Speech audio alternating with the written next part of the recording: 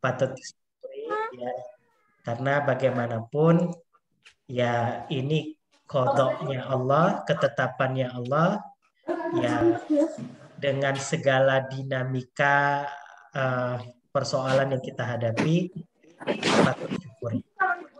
Nah, salawat beriring salam tetap tercurahkan pada junjungan kita Nabi Allah Muhammad Shallallahu Alaihi Wasallam. Nanti ini suaranya kayaknya ada yang bocor ini di, aman saja. Oh, udah ya, baik. Eh, saya ini sebenarnya nanti lebih senang kita banyak berdiskusi ya. Ini kalau dari wajah-wajahnya kayaknya pejuang-pejuang muda ini ya. Kayak Ustadz AP masih 20 ke bawah, Ustadz Hermawan 20 ke bawah, Ustadz Sofaruddin. Ya biar senang. Kalau kalau dibilang terlalu tua kan biasanya nggak senang orang kan. Ustadz Romdon, ya Mbak Anggia dan seterusnya semuanya. Jadi nanti saya kasih pengantar sedikit, pemantik. Saya mohon maaf, eh, ini karena kondisi, jadi belum mempersiapkan dalam bentuk PowerPoint ya. Tapi ada pengantar sedikit lah. Nanti kita banyak diskusi. Eh, baik para asatid yang berbahagia, nih saya perkenalan dulu. Nama saya Muhammad Lailan Arkom.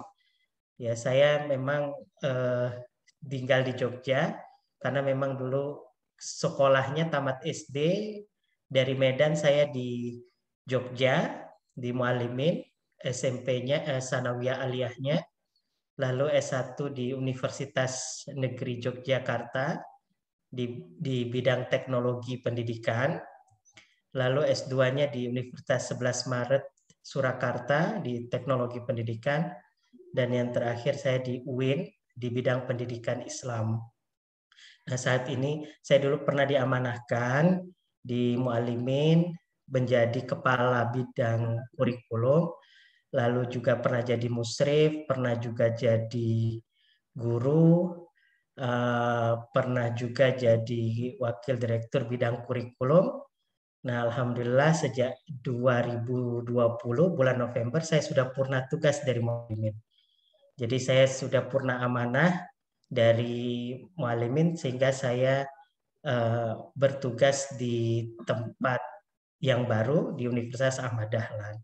Saya saat ini sebagai dosen di S2 PAI.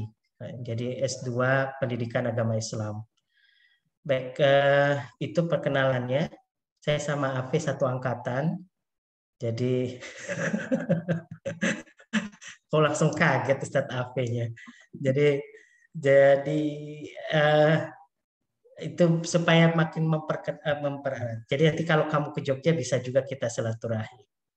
Ya nanti kita banyak diskusi apa yang pernah saya alami, yang baik itu secara langsung maupun secara teoritik. Baik, Ustadz Ustazah yang dirahmati Allah, bicara tentang pendidikan ini bicara hal yang sifatnya dasar. Jadi kebutuhan dasar manusia itu selain kebutuhan yang sifatnya menumbuh kembangkan fisik manusia, tapi juga adalah yang dinamakan pendidikan. Nah, kalau orang dikasih makan dengan makanan yang berkualitas, bergizi, dengan intensitas yang sudah diatur sedemikian rupa, dia tumbuh besar bisa jadi. Ganteng, gagah, cantik, atau baguslah fisiknya. Tapi kalau tidak punya pendidikan, itu repot. Nah, karena firman Allah itu sudah tegas. Allah itu menegaskan kita itu lahir dalam kondisi tidak bisa apa-apa. Tidak mengenal apa-apa, tidak tahu apa-apa. Nah, kalau dalam Al-Qur'an itu Allah firmankan wallahu akhrajakum min butuni ummahatikum wa antum la ta'lamuna syai'a wa ja'alakum baina wa ja'ala apa wa ja'ala Astagfirullah, kok saya lupa. Wallahu akhrajakum min butuni ummahatikum wa antum ummahatikum la ta'lamuna syai'a wa ja'alakumus sam'a wal absar wal af'ida la'allakum tashkurun. Itu An-Nahl ya, surat An-Nahl ayat ke-78. Allah berfirman bahwasanya Allah itu akhrajakum min butuni ummahatikum, mengeluarkan kamu dari perut ibumu. Semua kita keluar dari perut ibu. Nggak ada yang keluar dari perut bapak. Semua manusia itu keluar dari perut ibu, bukan bapak. Nah, ibu menjadi perantara kehadiran kita di muka bumi ini. Sehingga rasa senang, suka, duka, bahagia, sedih, dan sebagainya, itu perantara pertamanya adalah ibu. Nah, ketika kita lahir dari keluar dari perut ibu itu, kondisinya diberitakan oleh Quran, kita itu ta'lamuna syai'a, nggak tahu apa-apa. Nggak tahu kalau ini namanya tangan, ini namanya mata, ini namanya hidung, ini namanya bibir.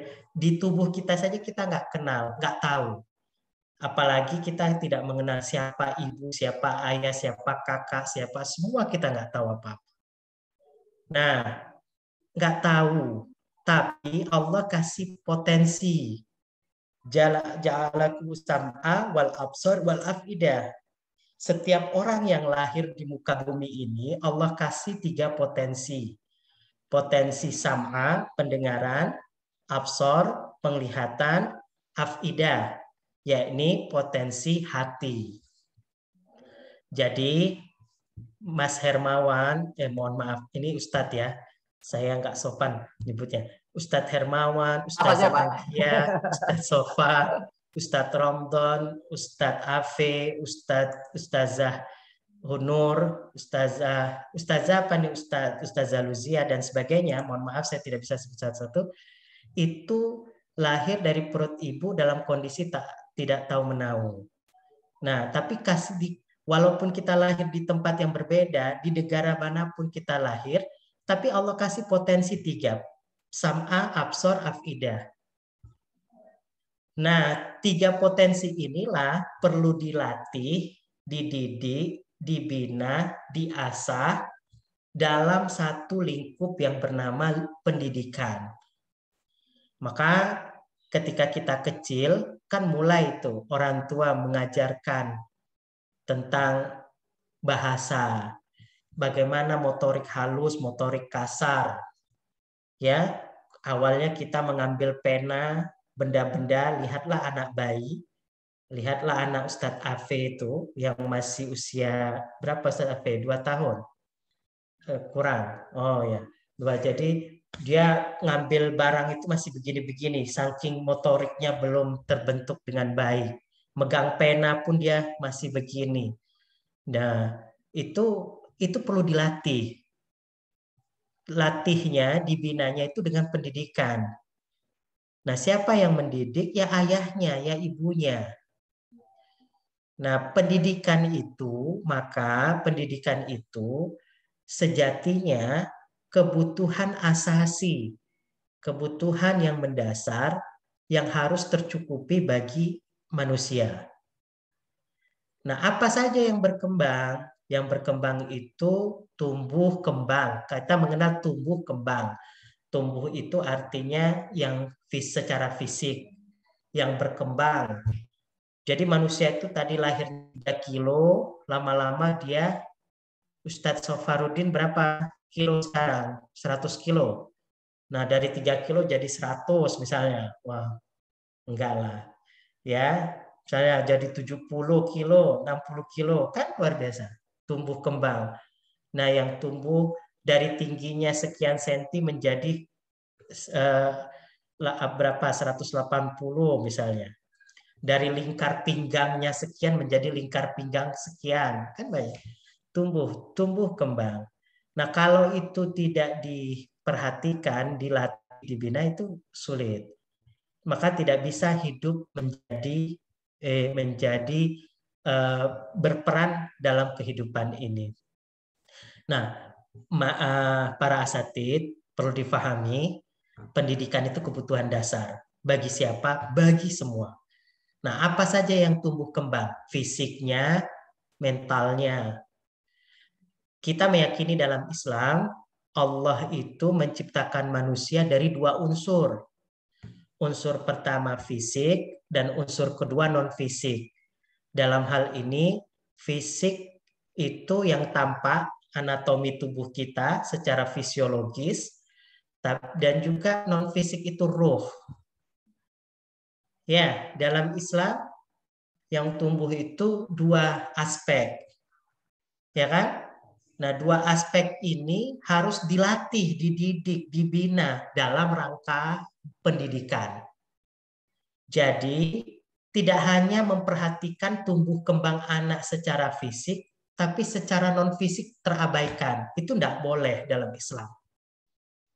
Islam itu mengajarkan, memperkenalkan, Quran memperkenalkan manusia itu terlahir dalam dua unsur.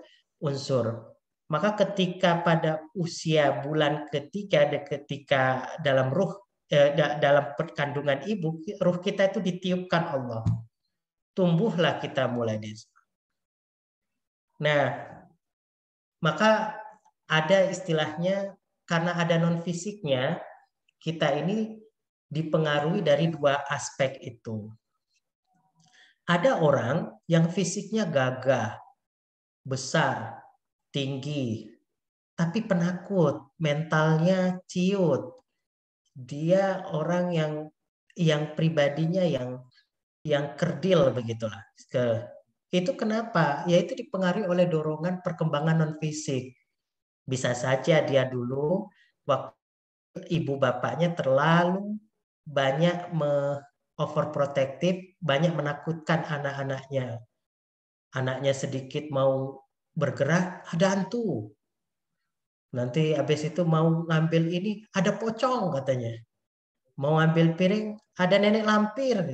Wah, banyak udah diperkenalkan nama-nama hantu dengan spesifikasi tugasnya. Jadi akhirnya mental dia terjatuh. Nah, jadi selain kebutuhan dasar itu pendidikan, yang perlu kita didik dua unsur. Ruhiyahnya, jasmaniyahnya.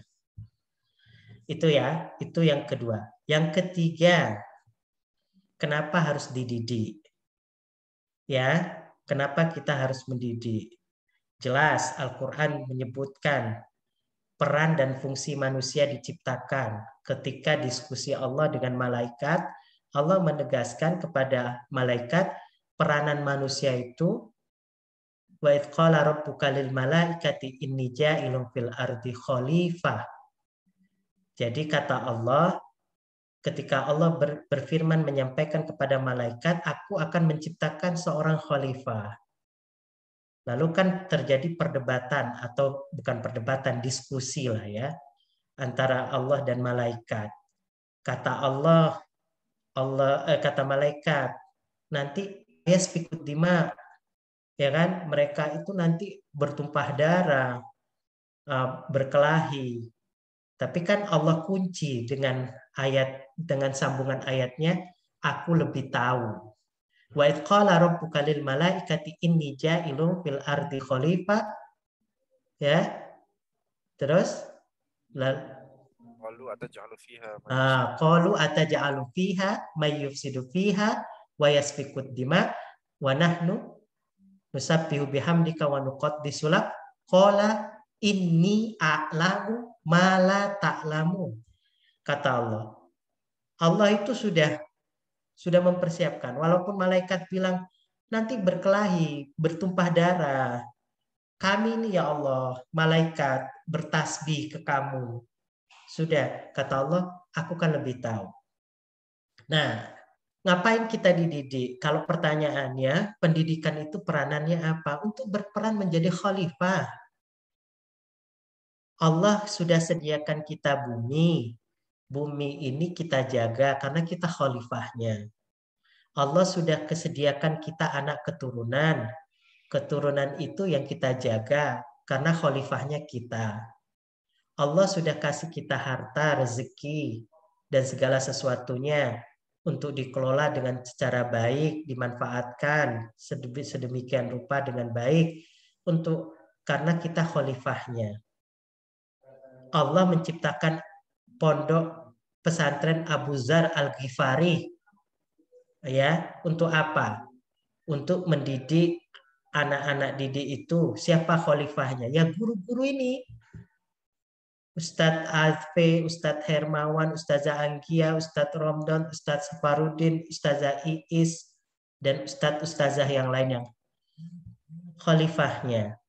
Kenapa? Ya nanti kali kita ini mau menjadikan anak-anak itu menjadi khalifah to fil art.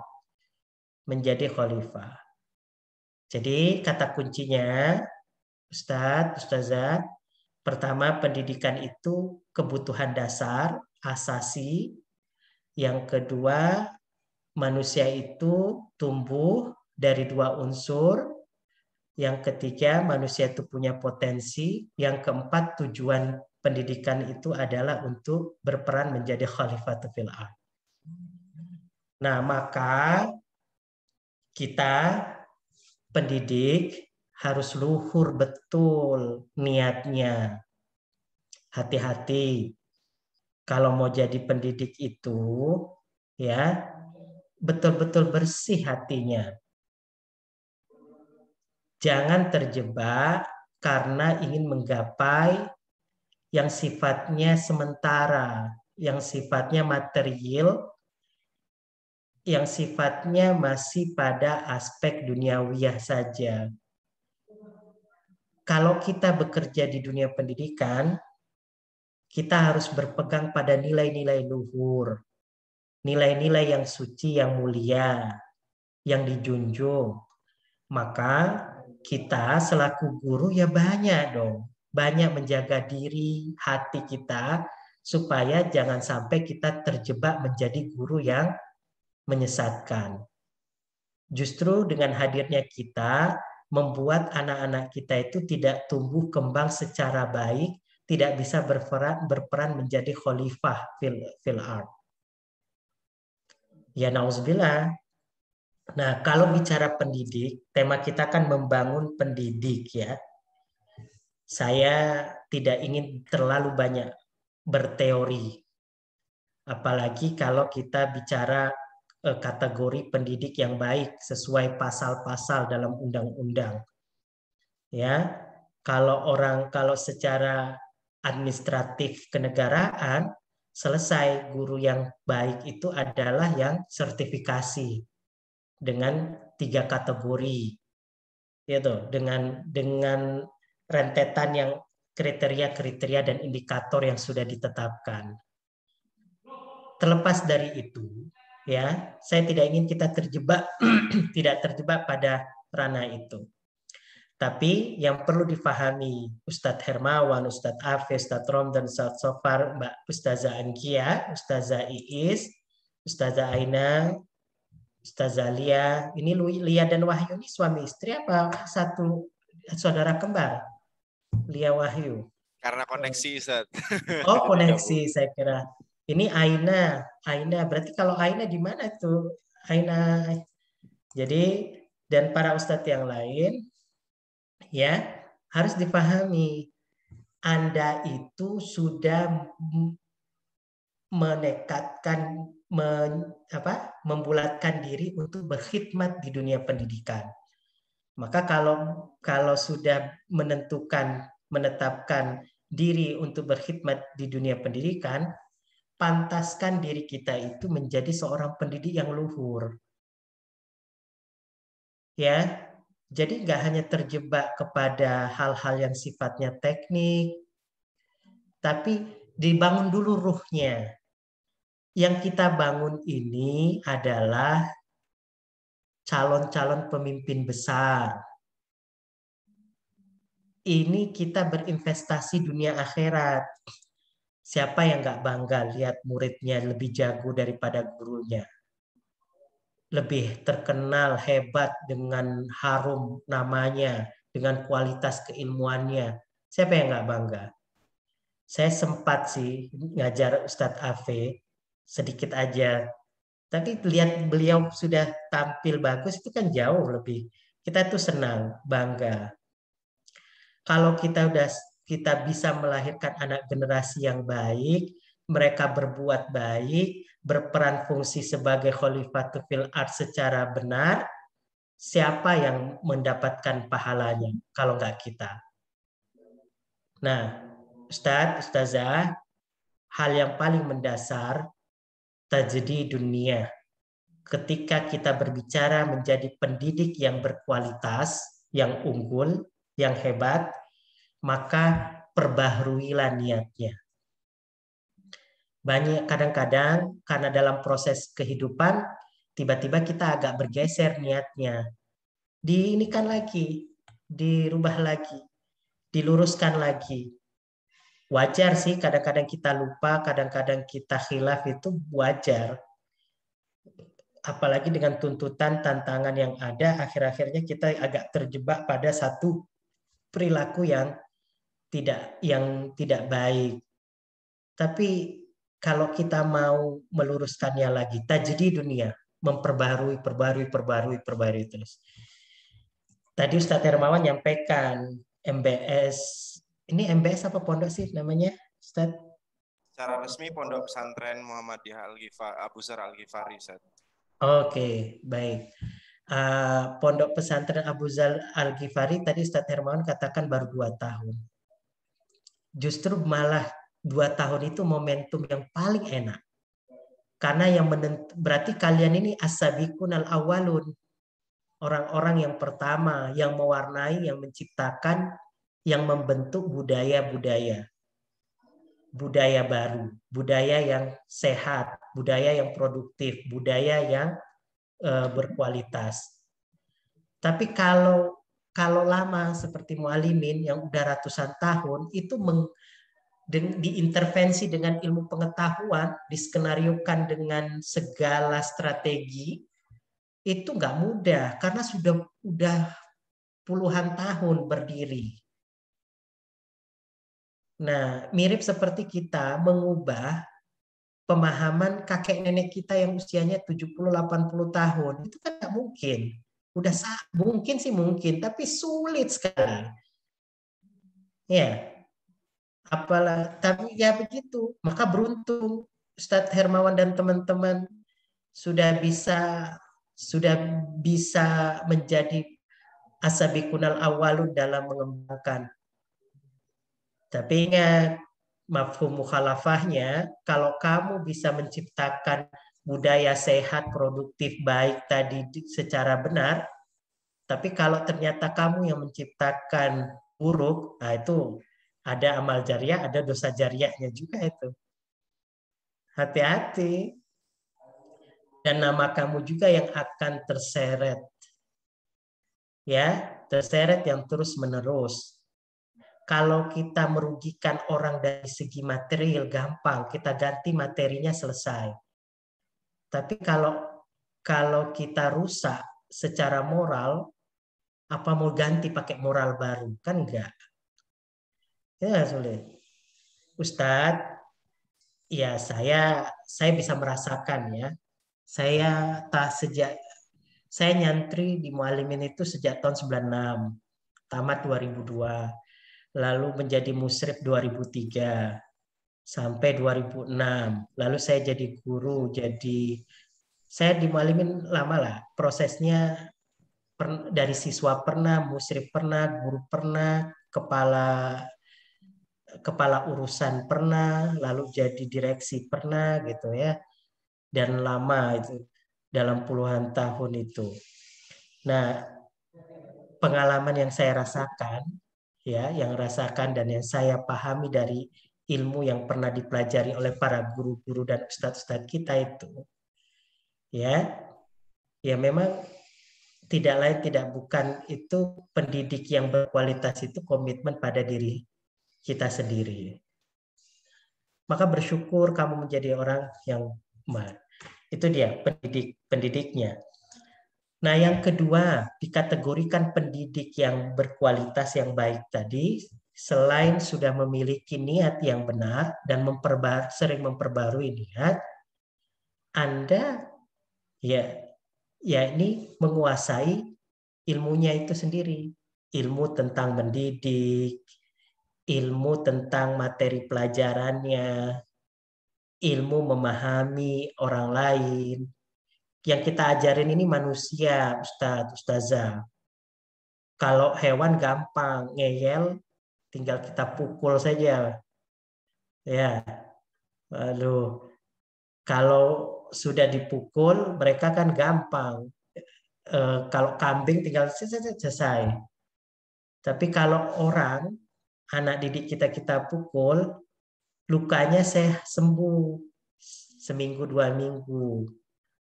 Tapi hatinya terluka lama. Gara-gara hati terlukanya lama, mempengaruhi tumbuh kembang dia secara pribadi. Lalu rusak atau dia jadi menjadi pribadi yang keliru, yang melakukan kita itu kan berbahaya. Nah, maka kita harus menguasai ilmunya. Maka ciri pendidik yang baik itu adalah selalu belajar. Belajar. Nggak hanya berhenti di S1, S2, S3, belajar terus. Jadi belajar. Ustadz Afe ini tidak bidangnya, tapi biologi ya Ustadz Afe ya. Nah, tapi mau belajar, terus belajar, open minded, ya. Jadi ini yang dididik ini anak-anak yang beda zaman, beda tuntutan, beda tantangan. Yang mau kita ciptakan itu anak bisa hidup di masa yang akan datang, di masa akan datangnya. Nah, jangan kamu menganggap mendidik anak itu seperti model yang kamu dapati selama kamu menjadi anak. Yang ketinggalan zaman, itu zaman batu namanya. Ya, kita ini kayak hari ini, ketika saat pandemi COVID-19 menyerang, coba semua terobrak-abrik, semua terjadi pergeseran.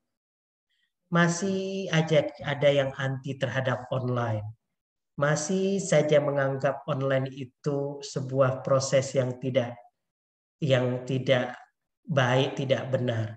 Kalau online punya kekurangan, iya. Tapi kalau tidak baik, tidak benar, ya nggak bisa beradaptasi kamu itu namanya. Itu mirip seperti kadang-kadang ada guru-guru kita itu dihubungi oleh muridnya pakai SMS atau pakai WhatsApp kalau sekarang ya, dia tersinggung katanya nggak sopan. Kata seolah-olah nggak sopan. Nah itu kan aneh menurut saya. Ini sudah tumbuh, anak-anak sekarang sudah tumbuh di zaman dengan yang berbeda tentunya. Nah, para asatid, jadi menjadi pendidik hebat setelah niat, ya ini mau belajar. Ya belajar cara mengajar, belajar tentang materi pelajaran, belajar tentang memahami cara berkomunikasi, belajar dalam penggunaan bahasa yang tepat, belajar dalam berempati, belajar memetakan lingkungan, belajar memprediksi masa depan, belajar mengukur diri dan murid, ya. Yang kita didik ini manusia, jangan kamu anggap jangan dianggap seperti hewan.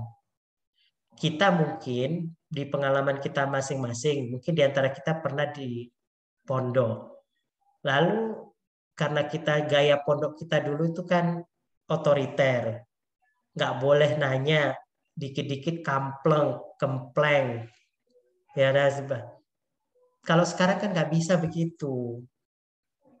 Justru kalau anak itu tidak dilatih bernegosiasi, bertanya, ya nanti nggak pinter anak-anak kita. Mereka hidupnya di zaman mereka, bukan zaman kita. Kan bukan tidak mungkin di zaman mereka besar nanti, ketika nanti mereka punya anak cucu, lalu cucunya bilang, misalnya muridnya Mbak Ustazah Anggia siapa muridnya? Ada muridnya siapa nama muridnya Ustazah? Salah satu sebutkan nama murid Ustazah. Itu Ustadz ada di gambar di salah satu layar itu kegiatan santri-santri kita. Itu ada santri-santri putri yang baru saja latihan kapasiti, Ustadz. Oh gitu. Ya, Ya. itu kelihatannya. Nah, Siapa salah satu nama muridnya? nama salah satu muridnya ini yang megang HP namanya Ica, Ustadz. Oh, Ica. Nah, misalnya Ica ya. Ica kalau sudah jadi nenek-nenek ya, bukan tidak mungkin nanti cucunya salim sama Ica. Nek, katakanlah nenek nama cucunya Ahmad. Ahmad izin ya Nek mau kuliah dulu. Di mana sekarang diterima di mana?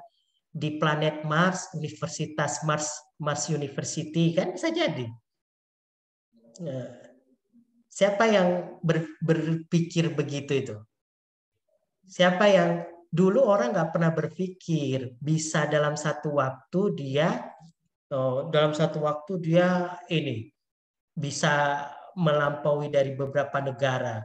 Kalau sekarang kan bisa kita pagi berangkat dari Jogja ke 3 negara, pulangnya malam, nyampe lagi ke Jogja. Dia izin ke luar negeri, tapi pulangnya harian kan bisa. Nah, zaman yang akan datang juga begitu loh, zamannya si Ica dan kawan-kawan. Jadi kamu jangan menganggapnya kayak hidup di zaman kita. Zaman saya dengan zamanmu saja sudah berbeda. Apalagi dengan zaman anak murid murid. Ditambah lagi anak generasi sekarang, anak generasi Alpha, anak generasi, atau kita mengenal juga dengan generasi Z, anak generasi yang hidup di 5.0 ke depan. Ya, sekarang kita mengenal 4.0, 4.0. Bukan berat nanti anak-anak kita itu hidup di zaman yang 5.0 lebih pun bahkan. Nah, situasinya sudah berubah. Tapi nilai-nilai itu jangan berubah, maka kita perlu tanamkan. Jadi pendidik yang baik setelah niat mau belajar, ya kan? Nah, yang tadi mau belajar banyak hal tadi ya, bicara materi pelajaran, cara komunikasinya, memahami, berempati dan sebagainya. Ya, yang ketiga adalah berparadigma maju. Jadi jangan dangkal memahami pendidikan. Ya, maka menarik ini. Saya sejatinya malah senang melihat kalau ada sekolah-sekolah baru itu. Secara pribadi saya iri. Iri kenapa? Karena mereka bisa membangun budaya sehat dari awal. Ini semua guru apa ya Ustadz Afe? Seluruh guru asrama apa guru sekolah? Campur sebenarnya Ustadz. Yang di asrama kebanyakan mungkin nonton secara Oh ikut ya. virtual langsung. Nah, ini saya mau nyampaikan mumpung ingat. Kelemahan yang sering terjadi dan berulang-ulang bagi lembaga baru adalah yang tidak kompaknya antara pendidik di asrama dan pendidik di sekolah. Itu berulang-ulang itu.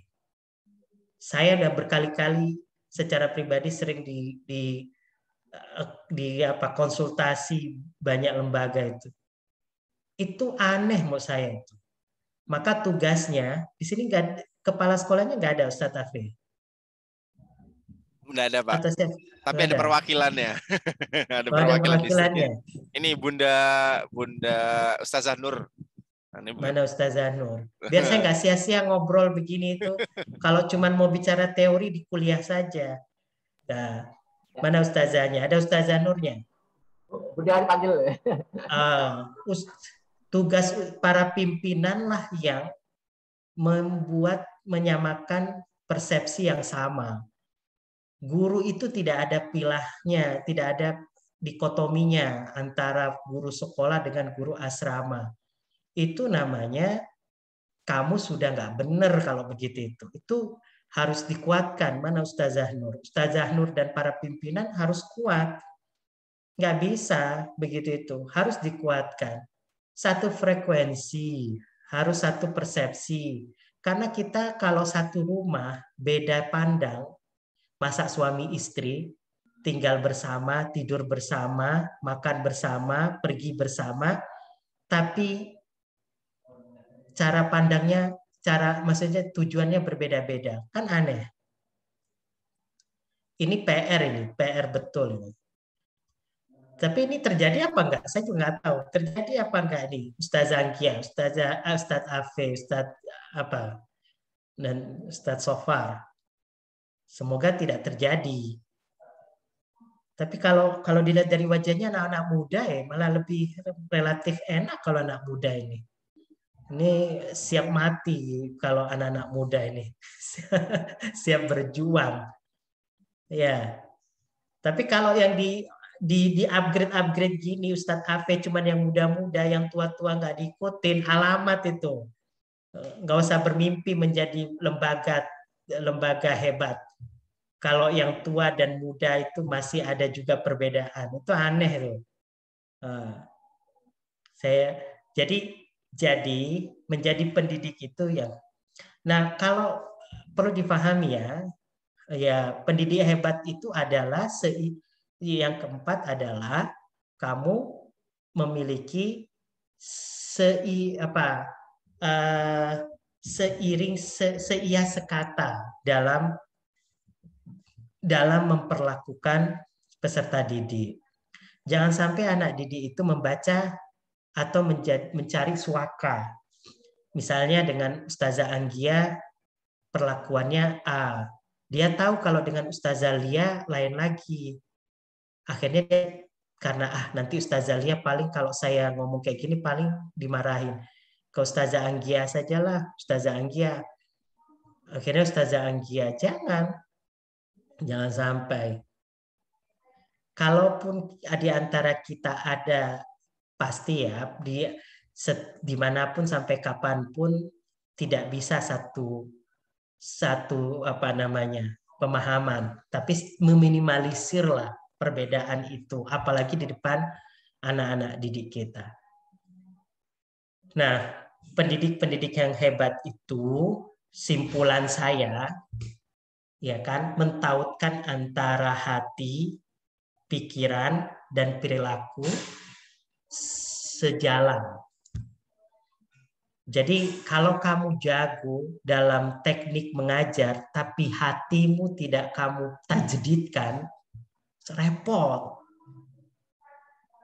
Biasanya orang yang jago ngajar, tapi tajdid niatnya nggak ada, itu kalau lihat anak nggak pinter, nilainya rendah di bawah KKM, itu stres aja pembawaannya.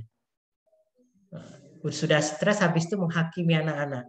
Bodoh banget kelas B, lain dengan kelas A katanya. Sudah begitu.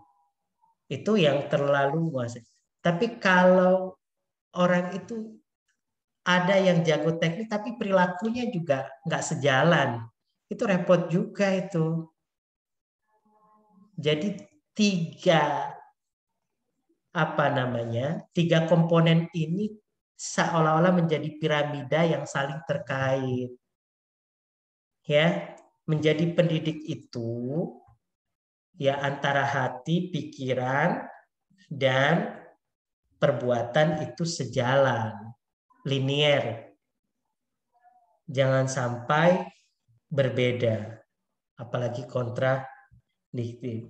Apalagi nih ya, saya pendidik. Nah, yang berikutnya perlu dipahami, anak generasi kita ini anak generasi yang berbeda dengan kita, hidup di zamannya. Maka kita harus pahami, ya, mendidik anak generasi sekarang itu seperti apa dan bagaimana. Cobalah dulu, Ustazah Wahyu dulu waktu bayi, ayunannya pakai tali apa pakai tali dan sarung nggak waktu masih kecil? Ya Ustazah?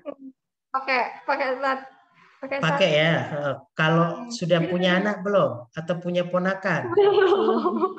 Nah, kalau punya Pernah lihat anaknya Ustadz Afe? Kalau di ayun pakai apa? Ayun apa? Nggak tahu kalau anaknya Satafe. Oh, Tapi kalau anaknya Satafe tahu, tapi di ayunnya pakai apa nggak tahu. oh. Pakai Ayunnya, banja. hah? Ayunannya udah ayunan teknologi. Iya, teknologi sederhana pun yang jelas berbeda. Kalau dulu ibu kita mengandung kita itu nggak ada pakai USG. Ya, sekarang pakai USG. USG mau dimensi berapa? Tanya istri Ustadz Afe itu. USG 4 dimensi. Ada 6 dimensi nggak? Bahkan kelihatan dengan kan luar biasa. Anak saja masih dalam kandungan sudah kenalan dengan teknologi. Apalagi hidup dia dengan teknologi itu sudah menjadi bagian dari dirinya dalam kehidupan. Nah, kita nggak bisa melarang-larang anak terus dengan menjauhkan dia dengan teknologi. Yang kita harus kuatkan adalah nilai-nilainya. Terus-terus dididik, dilatih, dibina, dilatih, dibina nilai-nilainya. Nanti situasi zaman berbeda seperti apapun, karena dia punya pondasi nilai yang baik, maka dia akan bisa berhadapan, menghadapinya dengan baik.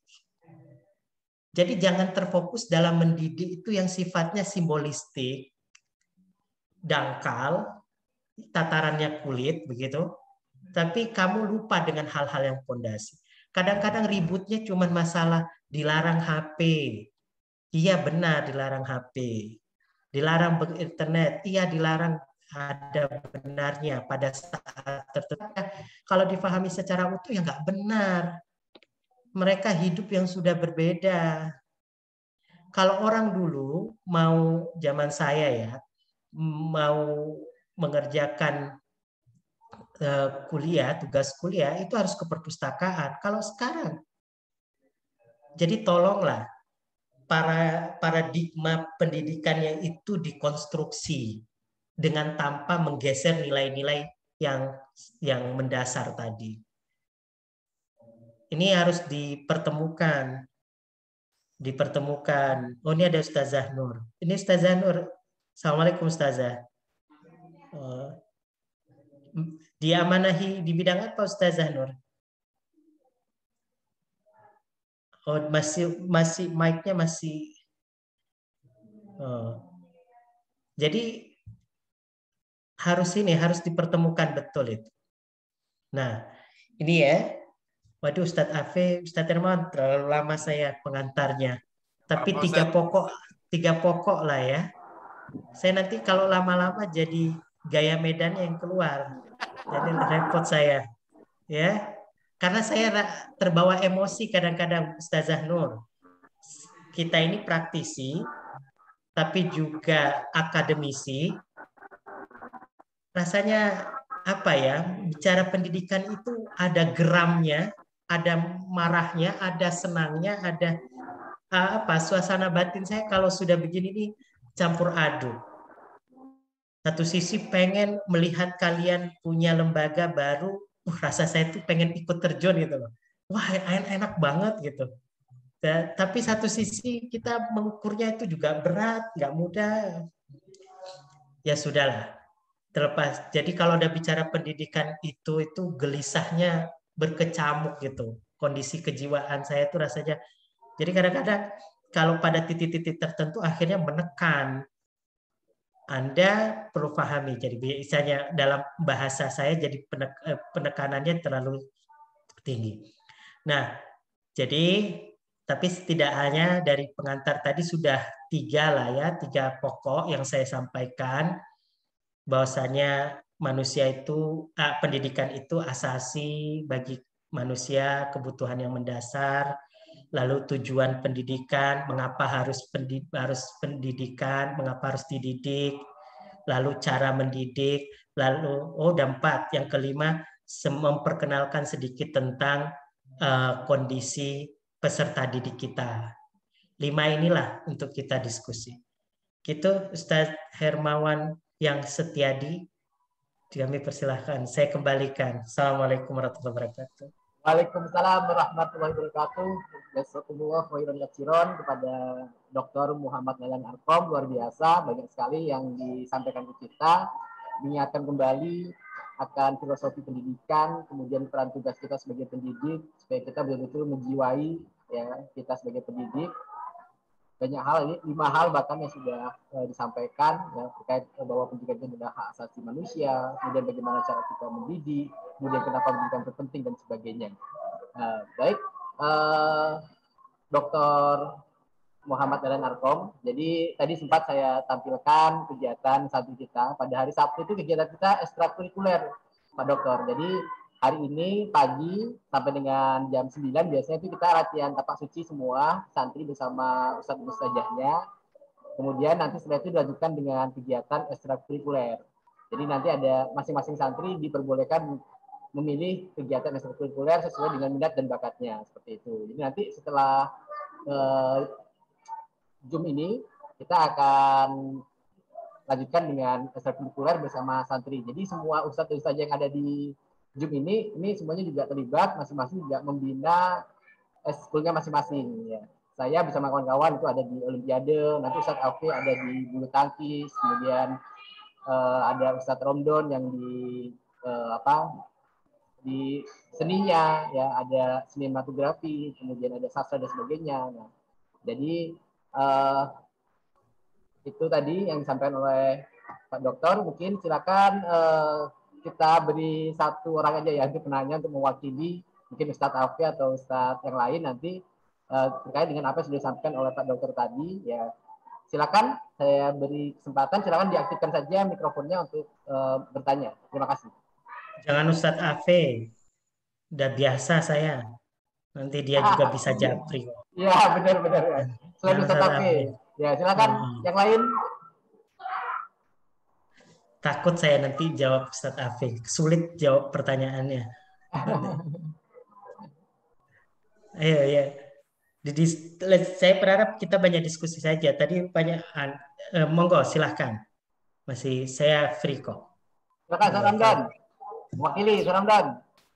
Oke, bismillahirrahmanirrahim. Assalamualaikum warahmatullahi wabarakatuh. Waalaikumsalam warahmatullahi wabarakatuh. Terima kasih. Saya Ustadz atau Bapak Dahlan Arkom? Mas. Mas. Prof. Salam Prof berarti ini. Pak Ram. Ya, mudah-mudahan nanti dari kita Ustadz dan Ustazah di Al-Ghifari ini bisa melanjutkan di magister. Saya lihat background magister pendidikan agama Islam ini. Iya. Pak Dokter. Mudah-mudahan nanti misal kalau ada beasiswa dari UAD bisa disampaikan, Pak. Ya, ada beasiswanya untuk untuk pegawai amal usaha SPP 50%. Insya Allah nanti ada S2P seluruh S2 di UAD. Mau pendidikan PAI, mau pendidikan matematika, fisika, tapi beda-beda ya. Kalau yang 50% SPP. Kalau di PAI S2 itu kalau pegawai awam itu ya guru, ya tenaga di bidang kesehatan atau di mana terserah. Itu kalau yang PAI 16 juta sampai tamat. 16 juta sampai tamat. Iya, sudah. Itu dia. Tapi kalau yang jurusan yang lain saya nggak hafal ininya. Ya itu informasinya lah. Ya, nanti bisa dicari sendiri. Nanti bisa ditanya-tanya. Ya. Untuk pertanyaan saya sebenarnya simpel sih, Pak.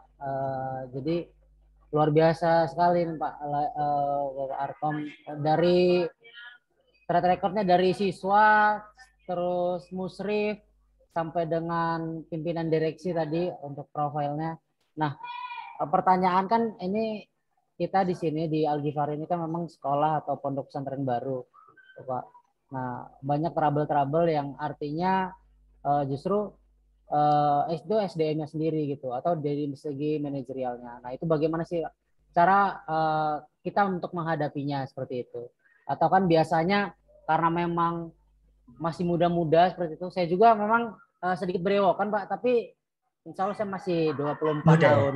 Oh, masih 20 tahun. Masih muda. Masih muda tapi muka tua Pak.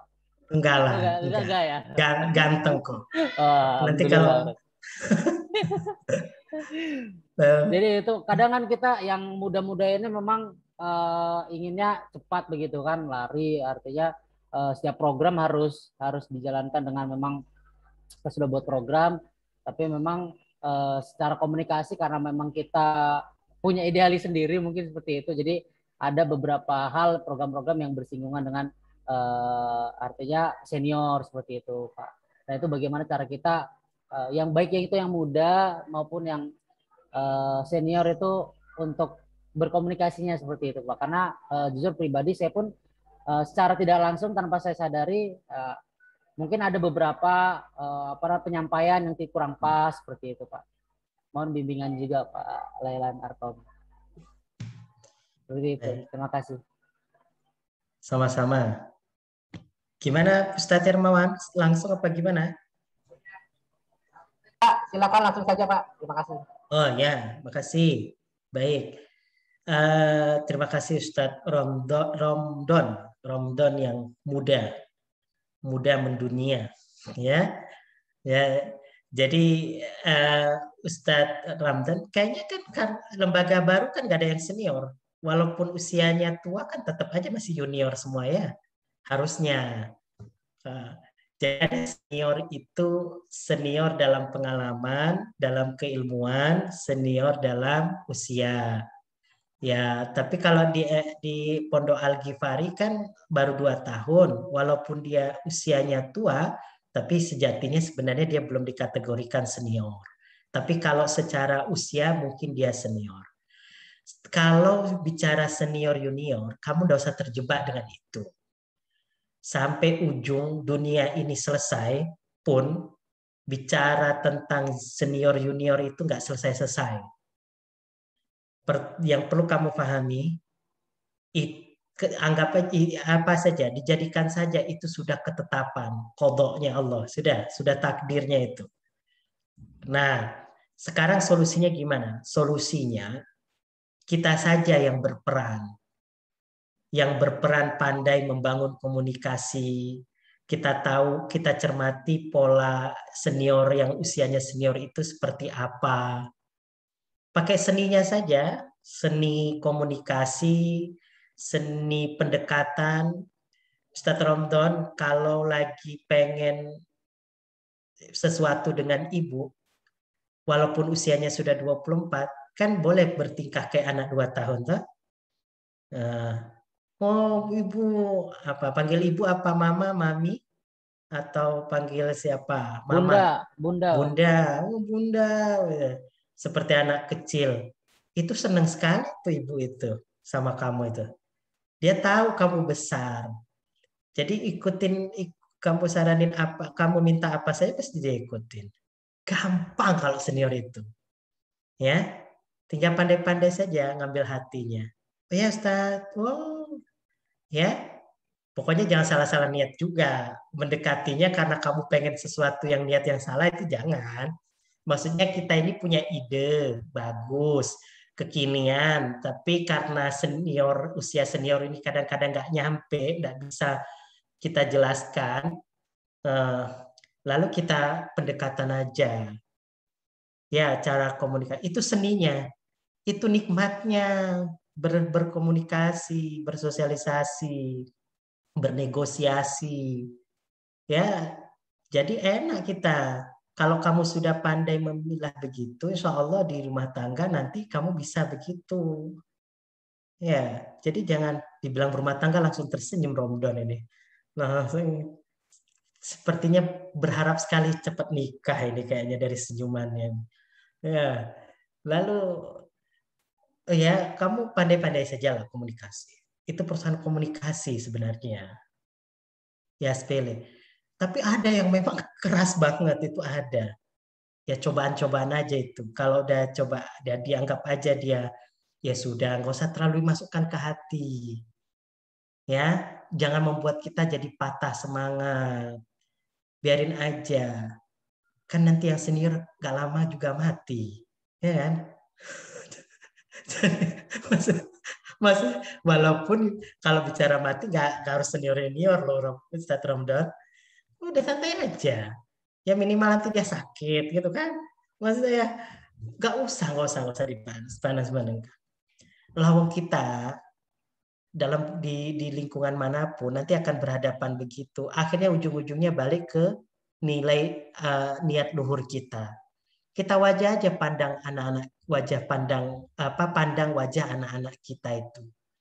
Ya Allah, anak-anak ini masuk ke Pondok Al-Ghifari, soleh-solehnya.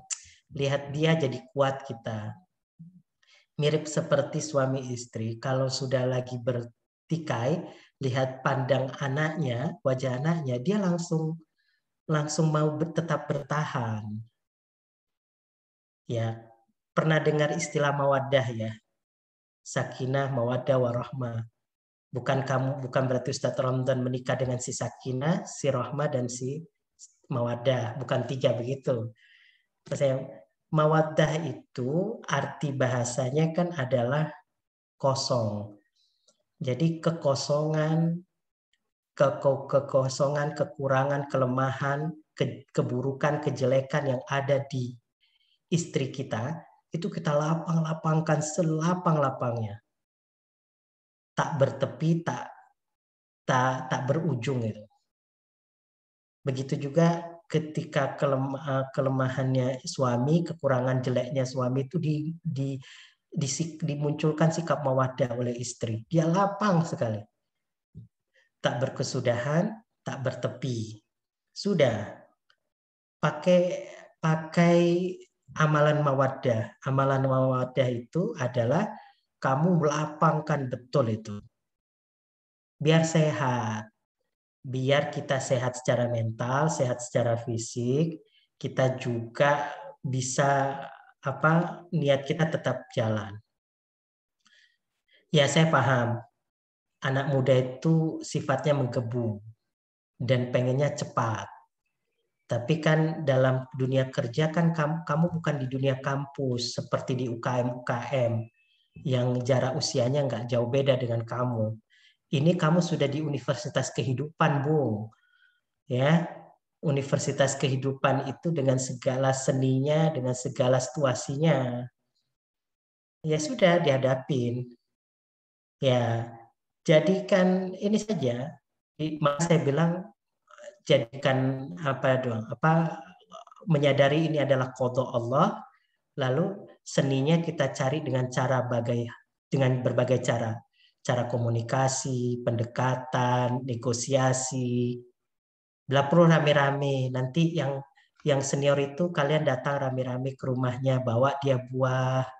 Makan Pak, makan. Wah senang banget dia kan. Di wongke. Ya toh, habis itu dah dia nanti agak-agak dinikan selesai. Ya gitulah kira-kira. Tapi selain itu juga banyak didoakan. Ya. Ya, kamu doa ya Allah, saya ini mengabdi di Al-Ghifari ingin berperan agar menciptakan generasi yang baik ya Allah. Ya Allah, mudahkanlah hamba dalam membangun komunikasi dengan semua pihak, dengan semuanya, kuatkan hamba untuk istiqomah dan sebagainya. Gitulah. Gitu Mas Ustadz Ramdan yang ganteng 24 tahun tadi. Ya. Sudah. Ini saya sekaligus mengiklankan supaya ada siapa tadi Mbak Lia, Mbak Wahyu masih kosong kok. Ya, baik. Nah, oke, ada. Silakan. Gimana? Ya, silakan. Terima kasih Pak. Ya baik, terima kasih. Saya jawabnya panjang-panjang, dia cuma jawab katanya. Iya, terima kasih Pak. Ya. Sudah, oke. Ada lagi. Baik, terima kasih kepada Pak Dr. Muhammad Dahlan Arkom. Ya sebetulnya saya yakin Ustadz juga masih banyak pertanyaan, tapi ini karena terpanggil Pak Dokter, jadi sudah ditunggu sama anak-anak di depan ruangan ini. Sudah minta diajarin main bulu tangkis, diajarin matematika dan sebagainya. Jadi mungkin nanti lain waktu pasti kita akan sambung kembali. Kita buat lagi forum untuk tatap muka baik virtual atau mungkin kita undang ke Lampung, mungkin bisa juga Pak Dokter ya. Allah. Amin, alhamdulillah. Baik, Kalau demikian, kami keluarga besar Pondok Pesantren Muhammadiyah Abu Jar Al-Ghifari mengucapkan terima kasih yang sebesar-besarnya, setinggi-tingginya atas waktu yang telah disediakan oleh Bapak Dokter untuk kami semua. Pasti sangat bermanfaat, terutama ujangan-ujangannya. Tinggal bagaimana nanti kami bersama-sama saling mengingatkan dan melaksanakan. Dengan demikian, kita tutup acara kita pada kali ini dengan baca lafaz hamdalah, alhamdulillahirrahmanirrahim. Dan doa kifaratul majelis, subhanakallahumma wa bihamdika, asyhadu an la ilaha illa anta, astaghfiruka wa atubu ilaik. Saya sebagai moderator, mohon maaf atas segala kekurangan. Saya akhiri, wassalamualaikum warahmatullahi wabarakatuh.